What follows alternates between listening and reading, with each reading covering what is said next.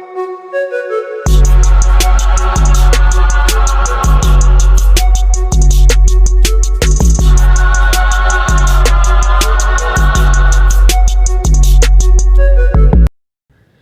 and welcome to today's edition of Beyond Checklist, and I'm your host Dennis Odi. If this is the first time you are coming across this video, I will encourage you to subscribe, like, and share this video for friends and family to be able to also stay connected. Today's program is sponsored by Flav Kitchen, your number one go-to place for all your catering needs. If you live in Pennsylvania, specifically York, Harrisburg, Lancaster, Reading, Mechanicsburg, and even Philadelphia, and you are looking forward to have someone to cater for your event, please contact Flav Kitchen and they will provide you with quality food. If you call, do not forget to use the promo code Beyond Checklist and they will give you a very huge discount. I'm sure we all listen to music on our daily basis. So today I am very excited to have someone who is into the music industry, specifically the gospel music, and he's here to share with us his background, what motivated him to become a musician, the struggles, and even how he's been able to make it out there. So sit tight and watch this video till the end, and I'm sure by the time we'll finish this video, you'll be able to learn something from it. Without wasting much time, I would like to introduce my guest today, Mr. Bright. Welcome to Beyond Checklist. Thank you. Thank you for hosting me. Thank you. All right. So I have known you for some time. And for my viewers and listeners out there who are coming across this video for the first time may not know you. Okay. So I would like you to introduce yourself. Okay. And if you have some families and friends out there that you would like to pay homage to, the floor is open. My name is Brian. So I was born in Ghana, an Ashanti. Most of my life, I was raised up in Kumasi and in the northern part of Ghana. And then I've been in the United States for over 16 years. And I'm into gospel music. And I have two beautiful kids, Justin and Madison. Justin and Madison, wherever you guys are, I love you guys. Okay. Yeah, that's a wonderful introduction. Yeah. And I'm sure your children will be very excited. Yeah, that's right. If they come across this video. So before we get into the music industry, your passion and how you even get involved, I would like to get into your personal life a little to know much about you. The first thing that I wanted to ask you is if you can tell us about your upbringing and how it has shaped your faith and music. All right, cool. That's a good question. So I was raised up in a Christian home. Okay. My father was a pastor. Oh, okay. So growing up, during Sunday school, we used to sing, Elijah prophesied to the dry bones. So we used to sing. That was when I discovered my talent, the love for singing. And then I kept singing in Sunday school at my youthful age. So, we moved around Ghana because of transfers. But I schooled in the Central region, and then based on transfer, I also did my elementary in the northern part of Ghana. Okay. Called Salaga, where, I became the boys prefect. Okay. In GSS, I was the boys prefect. But because of transfer, I had to move to Kumasi to further my basic education. And then over there too, at Joy Standard School in Kumasi, at Tonsu. And by the grace of God, I also excelled, and I had good grade. And then I had my first choice, Prempeh College. Oh, okay. So I went to Prempeh College in 2003. Shout out to all the Prempeh Oh, College. the Amanfo, the Amount seniors. for, okay. Yeah, so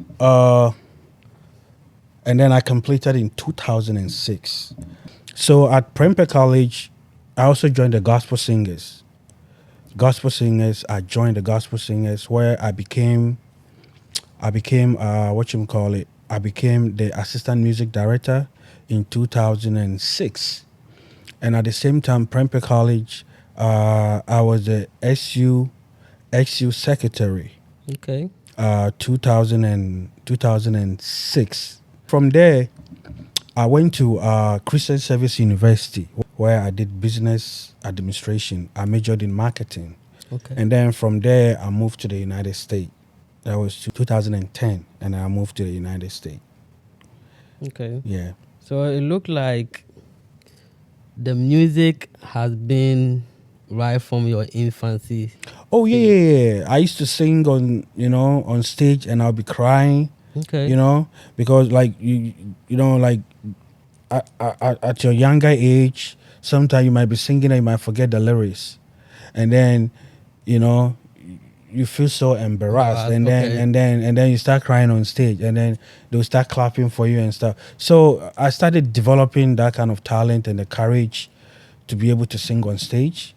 Yeah, so I've been singing for the entire most of my life. I've been singing, yeah, and I love singing. And then let me bring this in. I think one of the greatest gift God has given me is the ability to write songs. And most of my songs, I have them in a dream. Okay. So when it comes to songwriting, I think I'm really gifted, and I pray that God should not take it away from me. Yeah, that's what I pray for.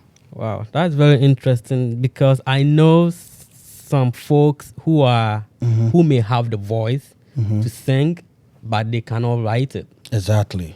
So That's why we have songwriters. Okay. People who just write songs Song and give it to people. and right. So we have people like that too. But I'm fortunate that I write and I still sing. So it's a combo. It's a nice combo. Right. Yeah. That's right. And in terms of musical instrument, do you play any instrument too? I play drums, but I'm not a perfect drummer. But I play drums. Yeah, I play drums. If you are to give a little a cappella to me and the viewers out there, can you do something for us? Oh yeah, for sure. So I recorded this song. It's called Yahweh. Yebema wudino so Yahweh, Yahweh. Yebema wudino so Yahweh. We will lift your name on high, Yahweh, Yahweh. We will lift your name on high, Yahweh. Woni ashasie ni ewie nyame, wenim ni wachi nyame biara ni ho. You are the Alpha and Omega. It's by your grace I live today. You are highly lifted up, Yahweh, Yahweh. You are highly lifted up, Yahweh, Yahweh. Yeah, I recorded this song last year. Wow. Yeah. It's very touching. It's Yahweh. I think maybe we'll have to invite you one of these days and come do a live performance. For sure. I'm ready for God's work. I'm ready. That is a little solo right there from our guest, Bright Enning. When it comes to music, who or what inspired you to start your singing? I think I would say my dad. My dad was a great singer, Okay. very great worshiper. My dad. So I think most of my giftings are derived from my dad. He was very inspirational to me until now. May he so rest in peace. I think, yeah, he used to tell me that I pray that you tap into into my giftings, and I think I have done exactly that. So yeah, my singing ability, I would say, first of all, from God, and also I learned a lot from my dad. My dad was a great singer, like, and a worshiper too. He was a great singer, but yeah. Okay. So, has there been a time or a moment in your life that you truly realized that music is your true calling, and it's not because I just want to make money or something? Yeah, for me, honestly speaking, I don't do music because of money. I just want to pour everything in me out there. So maybe when I die, someone can one day listen to my song and be inspired by the lyrics. That's my goal. I If there's a blessing after that, it's fine. But my goal is not to fetch money. My goal is to put all my songs out there before I die. I want to die empty. I want all the giftings in me. And then I realized that I have the talent. When in Ghana I was leading worship, and through the song, there was a lady that had a prophecy. She prophesied about me becoming a great singer. Okay. In that prophecy, she said so many things, and I could realize that she was actually talking to me indirectly. So, and that was after that, I started receiving a lot of songs in my dreams. I'm going to ask my next question, but you have dreams, and that is where you are able to kind of get the music from. Can you explain to us Let how me it let me works? let me give you a practical example. I recorded a song. I released it, I think, January last month. The title is called Yamawe. Yamawe. Yamawe. Yamawe, right? So when you listen to the song, everything in the song, the arrangement, the lyrics, is exactly, I didn't add anything, I didn't subtract, exactly how I receive it. So in my dream, my spirit was uplifted, right?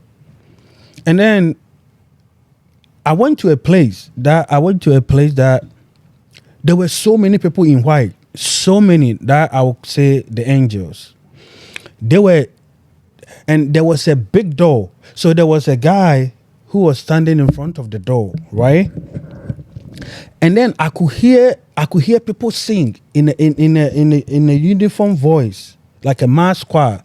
Yahweh, Yahweh, Yahweh, Yahweh, let your spirit come now. Let your power come now. So he asked me, do you want to listen more? I said, yeah, I want to listen more. I love the song.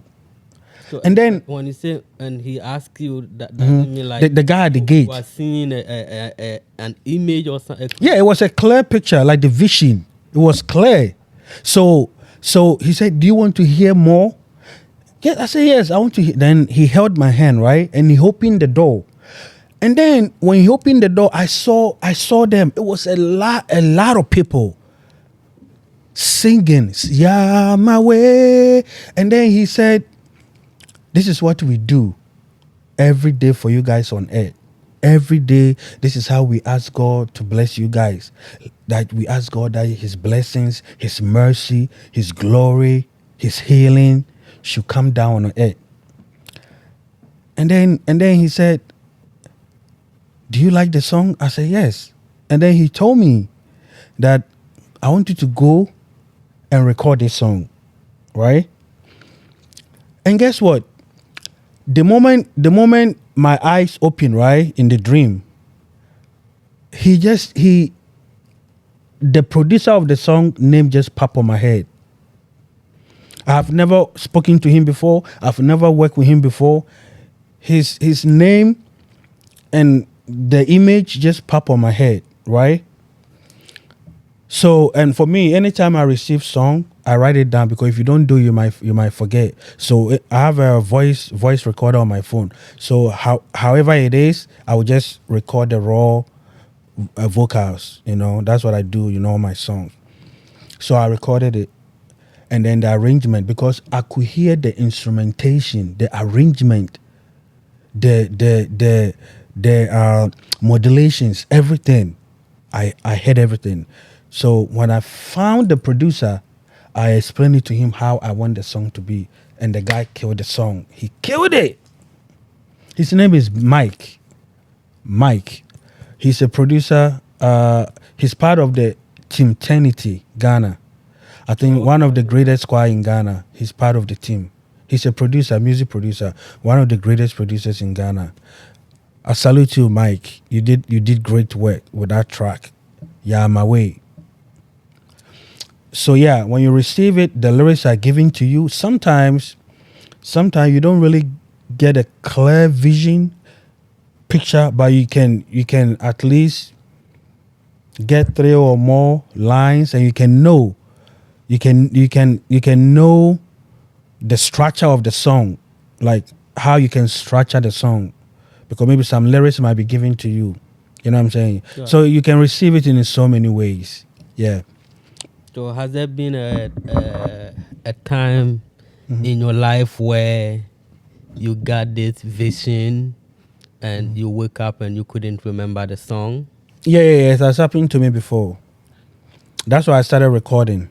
Okay. Yeah, there was a song that I received that I didn't record because I thought I could remember. And then I couldn't remember when I woke up. When I woke up, I should have recorded it. But because I went back to sleep, that was it. I didn't remember again. Till now, yeah. I pray that maybe one day God will give back to me. Yeah. I know this may be a little off track. So do you think, or do you believe God speak to people or speak to us? He does. So God is spirit, right? And God's spirit lives in us. So his spirit speaks to us all the time. That's why we are able to differentiate between bad and good. So God will always speak to you, because we are all spirit, just encased in the flesh, but we are spirit being. So God is spirit, and he lives in us. So those who align with him, who ask for due diligence, ask for his guidance, he's going to guide you. Like, he will speak to you. God will speak to you and give you the right directions, as long as you ask. That's why he said in Matthew 7:7, ask and it shall be given. So yeah, God speaks to his people. Trust me, he does. And he will do it within yourself. God will speak to you. Sometimes he speaks through other people. Okay. Yeah. So he does. So going back to the music again. So you know how in life, if you want to set up something, or let's say a business or an institution, the community, the family will be your first point of contact. They will be the one to embrace you before you expand beyond your territory and try to gain national recognition and stuff like that. So my question to you is, when it comes to your music career, how has your family and maybe the community that you belong to helped shape your music? The Bible even says that a prophet has no honor in his house. That's why you see that a lot of musicians don't sit at one church. And it's because when your face becomes too comfortable to them, they don't recognize you. They don't really recognize your giftings. They don't appreciate your giftings because you are too available. In life, I think we should refrain from being available to be more quality. You know, we shouldn't be too available, because when you are too available, when people know that you show up, they don't regard you anymore because they know you show up. So for me, I kind of feel like I'm not being appreciated how I wanted it to be, but I understand that's human nature, you know. Like, and whatever the Bible says is true, that prophet has no honor in his house. Others see the value in you, but those around you might not see the value in you. So sometimes you have to distance yourself from the norm. So you believe your community, your family have not really accepted you as they're supposed to? It probably could be like a lifestyle too. Because for me, I'm a very open-minded person. I don't really care about how people think about me. So maybe my lifestyle, people might think, oh, Akwawi did an issue shit. Or you say, you know, he's this and that. He's this and that. You know what I mean? But the truth of the matter is, get closer to a person to know who that person is. You want to go where you be appreciated, like I told you. You go where you be appreciated because you know the giftings in you. Maybe somewhere might really be in need of your giftings. Whereby where you are currently, you know, they might not need it. You know what I'm saying? Well, maybe somewhere they might need you for a purpose. But where you are right now, they might not need your presence. They might not need you for a purpose.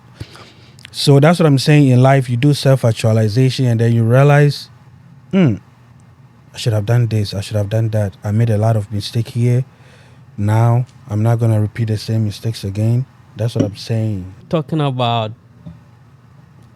self-assessment, what is one thing or two things that you believe you have done in the past that right now you think you could have do it in a different way to help the community to embrace you? Because whether we like it or not, if you are starting something, you will need your family, you will need your friends, you will need your church community, you will need your neighborhood to kind of accept you, promote you. That is when you will be able to step beyond your territory. Most of the musicians, they have the fan base, right? So don't you think maybe you need to reassess yourself and see if you need to work with your community for them to protect you? Let me start from where you were coming from. I think one thing that I regret is my failed marriage. That I will always regret because that wasn't the intention. I know things happen. That has also kind of a way has brought about like being dejected in the spirit, you know, kind of a little bit like this, you know, it depresses you, it suppresses you because the goal wasn't to get married and get divorced, but it happened, which is very unfortunate. And looking at who I am as a gospel musician, you sing in church, and then you married, and then you know you are a divorcee now. So people kind of see you in a different way. Say, "Oh, papa," you know, you married and then you divorced, you know. But if I'm to go back and make a lot of corrections, probably I would have been still married because I did a lot of mistakes in my marriage, you know. I wasn't perfect, but maybe we could have done things in a different way to sustain the marriage, but it's too late. But life still goes on. But like I said, people will still love you for who you are, regardless of your flaws. You know, people will still love you for who you are, and life still goes on. God has blessed me so much that I think I'm content with what I have. You know, I have beautiful two kids, and you know, I think, yeah, life goes on. So speaking from your experience, Mhm. right? If you were to render some sort of advice Mhm. to young guys that are coming up looking into possibly getting married, Okay.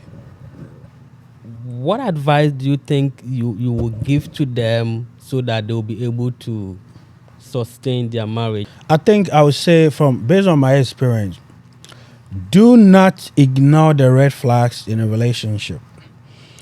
If you can enjoy your relationship, forget about getting married to the same person. Because red flags are signals. They are all signals to tell you that this person is not your match. You know what I mean? So in a relationship, you have to be very observant and a good listener too. So you pay attention to, you have to weigh the positive side of the person and the negative side of the person. The things you like about the person, the things you don't like about the person. Relationship is totally different from being married. When the moment you zoom into marriage, it's a totally different ball game. You know, based on my experience. And like I said, don't ignore the red flags in a relationship. The things that you don't like, if it's not solving, just cut it off. You know, just cut the relationship right there. Because I think in life, nobody is a bad person, but we all have our match, right? If you don't find the right person for you, you'll be very unhappy in your marriage life. And then I will also advise the youth to take their time, no rush, get to know the person, get to know the person's family background. What is this family structure? Is it a broken home? So, is it like a continual thing in that family that you're trying to jump into? So these are the basic things that you should know. Yeah, that's the advice I'll give. Take your time, get to know the person. Don't ignore the red flag. Don't let love overshadow your sense. So as a gospel musician, Mm-hmm. I think growing up in the Ghanaian community, Right. I came across a video on Facebook where you show up in the pub, the balloon, to find love, Right. and I was reading the comment, and a lot of the Ghanaian communities were asking why Mm-hmm. you are not going back to Ghana to look for a spouse or even try to find someone locally. What prompted you to go to the national television to look for someone? That's a very, very interesting question. I think I'll take this opportunity to explain a few things. So when I went on Pop the Balloon, I had a lot of backlash, right? Especially from the African community. To be precise, like my church, my local church. Okay. So I think we Africans, we kind of prejudgmental. So I don't know how they perceived it. I think they took it the wrong way. So most of them, like those who call me like, oh, Brother Bright, if you are looking for someone to get married, why would you go to Pop the Balloon? Why would you go to such platform to look for a wife? Because such platforms, you don't find any wife materials. You know what I mean? You don't find any wife materials in such platforms. So if you are looking for someone to get married, or you are looking to be in a relationship, why did you choose that platform? I think you shouldn't have done that in the first place. But I don't think there's nothing wrong with it, because at the end of the day, the people that go on the show, you don't know their religious background and you don't know who they are. So you can't sit somewhere and just prejudge them that, oh, these people don't they belong to the world. You are a Christian, you don't belong to such places.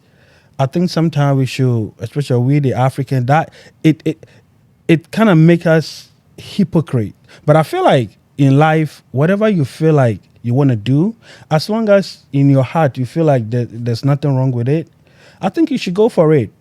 Because at the end of the day, it's you. You have to put yourself. Before I went on the show, right? Before I went on the show, I thought about all this, and I was like, you know what? I mean, I know there'll be backlash after the show because people will see it. And then I was like, you don't want to go on the show, but you watch the show. So what difference does it make? If you don't want to go on the show, you shouldn't watch the show. So if you think that show is for the worldly people, then you shouldn't watch it. You know what I mean? So, sorry to cut you off. Are you trying to say that most of the backlash that you receive, they were trying to give the perception that that program is for the worldly people? Pretty much. That was the perception behind it. Even my own mother was upset about me going on the show because of the calls that she received. That she had so many calls. Why did I choose to go on that platform? I'm not the one who received the call, but for the Ghanaian community and African, we believe that we have a culture and a tradition that binds us, and that is what distinguishes us from the Latinos, the Caucasian, and the Indians. Like the culture and the tradition is what set every race apart. To me, I don't see anything wrong with it. Okay. I don't see anything wrong with it. But again, looking at it from our culture and tradition, I think maybe that is why a lot of people were kind of asking you, why would you go over there? You should have tried to talk to people. And Like if I may ask, did you try to talk to maybe few family and friends that you might have come across and maybe it didn't work out, or it's just that you just wanted to? So for me, I want to live a life that nobody tells me what to do. I live my own life. I'm responsible for my life. I'm responsible for my own action. I don't need you to tell me what to do. And I don't need you to tell me what I'm doing is wrong. Okay. If it is wrong, instinctively I will know it's wrong, you know. So for me, I decided to go on the show. Regardless of my religious background, what I do in church, I decided to go on the show. To prove a point that being a Christian doesn't make you a hypocritical person. If you love something and you think there's nothing wrong with it, go for it and do it. You get my point? Right. Do it, because a lot of that's why a lot of the youth today, especially like my church, that I'm not going to bring the church name out. A lot of youth today, when they go to colleges, right, they don't even find the church attractive no more. It's because of the perception, especially we Ghanaians, right? Like, this is supposed to be holy, this is supposed to be sin, and you can't separate. Like, you can't do anything about it. If you're a Christian, you're looking for someone, find someone in church, right? I tell people, like, you know, my female friends, honey, you know, it doesn't mean that you'll find your husband in this church. You can find your husband at the mall, at the restaurant, anywhere you can find your love. Just open up. Be open to diversity.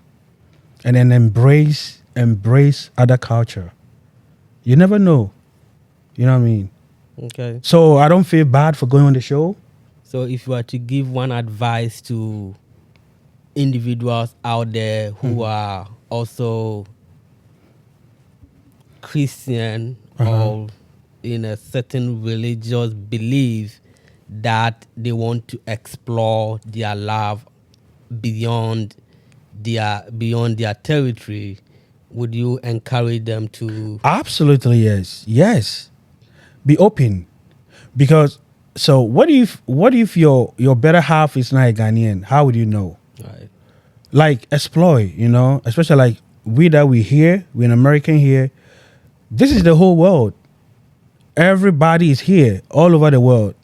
So you can limit yourself just to the African, let's say the Ghanaian community looking for love, right? You can receive love from any other place. It could be like American, it could be Asian, it could be whatever, Latino. So it doesn't matter. But we all have preference in life though. So just go for what you like. If you prefer a Ghanaian, try and find a Ghanaian. But at the same time, don't put all your eggs in one basket. Open your heart and receive love wherever it comes from. That's me. Okay. That's the advice I'll give it to anybody out there. Don't be limited when it comes to matters of the heart. Don't limit your heart. Be open and receive love from any angle. That's what I can say. Okay, so our guest has made it clear, and so if you happen to be a fan of our guest here, and for some reason you were a little disappointed to see him on Pub the Balloon show, he has cleared everything. So that is it. He's saying that we should be open-minded and explore other religious belief, because you will never know where the love of your life may be. Let's move on to your music journey. One thing I wanted to ask you is, how was it like your first time that you have to perform in the public? That was way back in 2007. It was an Easter convention. I performed a song, I led the choir, and then I did 2 songs on stage. There was this song that we did. Erade wa ye wa ya dingina fufro me share bringina wa sasama me and I mean erade I am say that song. And we did another song that I can't really recall. It was about the blood song. And then I think it was Lord, I lift your name on high. Yeah, that song. And then I remember an elder walked to me and then gave me 50 Ghana cedi. Then was money, good money. Yeah. And then he was like, yeah, that's a pastor's son. I want you to come out with your own album one day. And then I said, may it be so. So that was when I realized that, I think I have the gift. So let me work on it, Yeah. So you mentioned something that the elder said, like, yeah, that's the pastor's son. So do you think growing up, if your parents are into the ministry, there's some kind of certain lifestyle or expectation for you? Yeah, you have to always think in the box. So let's say if you're a pastor's child, because it's hard to be a pastor's child. It's hard. I mean, most of pastor children will tell you it's really hard because they have criteria, lifestyle that is been like, let's say, It's expected, right? right, like it's expected of you to behave, the kind of lifestyle that they portray you to be. So you can't really do anything other and then your own parent too, because they don't want the congregation to think pastor's son is doing that, pastor's daughter is doing such a thing. So they always want to guide you in the right way to do certain things, not to do certain things. So like I remember in those days, even after church service, if I want to speak to like one of the church church girls, my mom would just give me that look, that African mom. Yeah, that look. And then you have to stop right away, because in her mind, I don't want anybody to say that, pastor's son is dating this one, pastor's son is doing this and that. So So yeah, so me, I really didn't get my freedom until I went to the university, where I had my total freedom because I was on campus. Yeah. So it's hard. It's really hard. Pastors' children will tell you. There's a saying that leadership by what? Example. So I think maybe your parents were trying to make sure that whatever that they are telling the church congregation that they should emulate, they don't have to see the family doing the opposite. I think it has the pros and cons in that kind of lifestyle because, and then when you get the exposure, right? When you go to the, let's say, the tertiary institution where you are by yourself,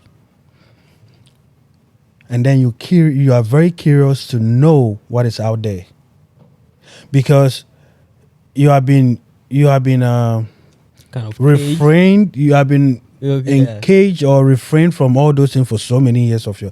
So then when you go on campus, now you live on campus, right? So now you be like, oh, so this is different. It's different. It's different. It's different. Da da da da da da. So you are curious to know what is out there. Sometimes it might be in a good way, but sometimes it's not good because, they say curiosity kills a cat. Pastors should still let their children know the realities in life. It shouldn't be just the Bible centered. It should be, universal conversation because the realities are on the ground. You can't hide it. Whether you like it or not, he's still gonna face it outside. So you will encourage most men of God in the ministry to educate their children, to give them the exposure. Yeah. Okay. Yeah. They shouldn't limit them from realities in life because they will eventually face it. That's why there's a saying that software man, because when they get the exposure, they overdo it. Yeah. So like I said, software man, because they've been engaged for so long and now they are out. You've been on leave. The way you cage a dog, and then the moment you open the dog, so yeah. They want to have a taste of everything. That's right. Okay. This is very interesting, and I believe maybe a lot of people are also going through this. And right. Yeah. So it's good you are bringing this up for men of God out there to be able to give their children that kind of exposure. If you are to be given the opportunity right now, that give us 2 gospel artists that you would like to record a song with, who are they going to be? Good question. I would say I would love to record with Joe Metal. Okay. And then Tasha Cobbs. Oh yeah, Tasha Combs. That lady, she's on fire. Tasha Combs, yeah. Yeah, Tasha Combs. My wife listened to her. Yeah, okay, yeah. I think she had a song called Something Fire. When you bring the fire, I forgot the song, but she has some beautiful songs, very powerful. Yeah. So I would say Joe Metal and Tasha Cobbs. Okay. Yeah. Okay. All right, great. So, Minister Joe Metal, if you happen to come across this video, hey, you will never know. Okay. So in your earlier submission, you mentioned that you were kind of on fire when you were in Ghana. And when you finally got to the United States, things kind of toned down a little. Yeah. What do you think changed? Over here, people really don't pay attention to because of the system. Everybody is working. So even if you do music, people really don't pay attention to what you do. That's why if you realize, people go back home. That's why they start building their fan base. They go there, stay there for some time, and then they move around to build a fan base. So let me use a typical example like Dana Hamilton. Dana Hamilton based in UK.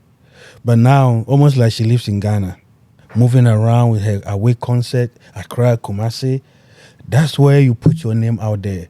That's where, like, your home have to accept you first before it goes to the international, international, right. You have to be dynamic too. So for me, I just don't want to do like contemporary music only. I want to do like Afrobeat music. I want to do like hip hop music, gospel music, Afrobeat gospel music. So you believe that if you do contemporary music, it's going to help I mean, you gain the popularity? that's the trend. But I don't want to dwell on the popularity of my song. I want my song to touch so many people. I want people to listen to my song, even if it's few. I want people to listen to my song, and then if they are trouble-hearted, they can be liberated from listening to my song. You know what I mean? So I want my song to have positive impact on people. That's all. In Ghana, I'll use Ghana per se. In Ghana, there's this perception that if you do gospel music, you're going to be broke. You're never going to make it in life. I wouldn't. It's not true, but it takes a lot of effort because people think gospel. You shouldn't sell gospel because it's doing God's work. So it should be free. But think about it. Producing one track is expensive. Music video is expensive. So because when you are producing a music, you can't tell the producer, oh, it's a gospel, so don't charge me. You know what I mean? You pay the producer will charge you. Your BVS will charge you. The one who is mixing, mastering, they will all charge you. So you can't do it for free. You can't sell your music for free either. Because you have invested so much money into it. So even if you're not going to get profit at all, at least you should get your money back. The money that you've invested in. For you to get to a point where you can really get good money, it's like concert. When you have a whole concert and people buy ticket. And there's nothing wrong because the concert, there's so much involved, the sound engineer, the team, the planning committee, it's not free, they charge you. So you have to sell ticket out. And at least the money that you pumped into the concert, at least. So when you're for Sokra, you have to get you have to get the money to pay them. Nothing is free. Because even in church, we pay tithes, so nothing is free. The gospel is not free. That's why we buy Bible. Okay. Mm-hmm. Yeah. So you're saying the gospel is free, then the Bible should be given. Should be free too, but you have to buy it. Go be na aye. But the machines in the air Bible no. Or the ink in the air, so you have to pay you have to pay. Okay. So so let's say someone in the secular music listen to your music and say, hey, I think your voice is good. I want us to do something. I'll do it. In the secular world, are you going to do it? In the secular world, it depends on the lyrics. I like to break the ice. It depends on the lyrics. If the lyrics is not vulgar, like someone like this guy, Amarado. Do you listen to his songs? Yes. My wife my wife and I were talking about it yesterday. First of all, what is the classification of a gospel and a secular music? It's all about the lyrics. What did I try to say? So, if the lyrics is about advising people, if the lyrics is about uplifting people's spirit, I would do it. I don't care about you being a secular musician. I would do it. Why not? Listen, how we think is not how God think.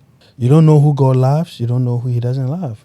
We see the gospel musicians as a representative of Jesus Christ, right? So the community is expecting that you shouldn't maybe be doing song. I think that's how people. So that's what I'm saying. It's about time people change the narrative. Okay. It's about time we do. You see,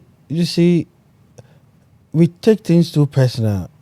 I see we are relatives of Jesus. There's nothing wrong, like me doing collaboration with Amarado, because even Amarado, when you listen to his songs, the lyrics, most of his lyrics even make sense more than most of the gospel, the song that we call gospel.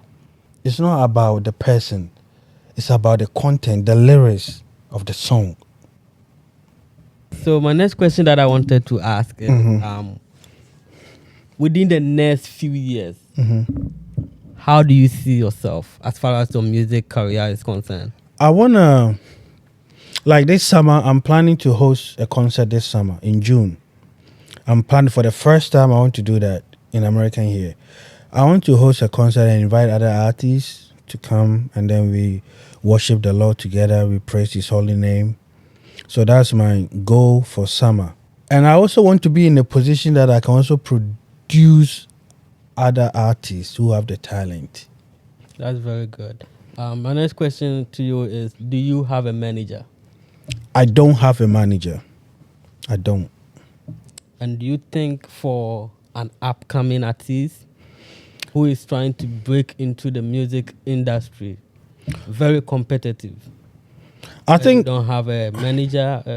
I think having a manager is essential, but I don't want to put my hope in a manager. You have to build yourself to a certain point for people to come and continue from there. You know what I mean? People have to see the potential in you, the giftings in you, that if I invest in this guy, I can see, like, I can foresee the future bright. So if somebody reach out to you like, hey, I've listened to your music on this various platform and I want to manage you, are you open to that? For now, I would say no. I think for now, I don't need a manager. I don't need a manager right now because because having a management, you are being restricted too. You are being restricted, yeah. So for now, I might need a manager someday, but not right now. I know the music industry is very competitive, but my question to you is, what sets you apart from other musicians that make you think that you will get there? Nothing set me apart. I just pray for the grace of God to make my music go far. I don't think I'm better off. I just started, you know. We have great musicians out there. I'm nowhere to be compared to. I feel like I just need the grace of God. If it is in God's will that He's gonna put me out there, He will give me a song that will put me out there. He will give me that song. If it is time, He will do it. Maybe it's not God's time.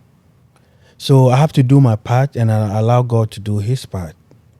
So God's time is the best. So I think we are almost at the end of our discussion today. That's right. And I want you to give your social media handles out there so that if there's somebody watching or listening to this video and want to search on this streaming platform to listen to your music, they can do that.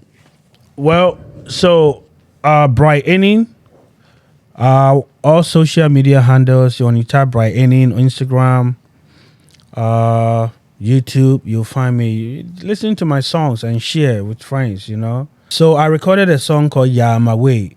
It's a revelational song that I received from the Lord, and people were receiving their blessings, their healing, and they were being liberated from all oppressors. Please, even if you didn't listen to any song of mine, go to YouTube and listen to "Yeah My Way," a worship song.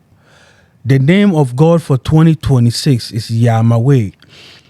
I searched for "Yeah My Way," and I found out that I think it's Tanzania. It's called "Yeah My Way" because the "Yeah My Way," I didn't know that was another name for God.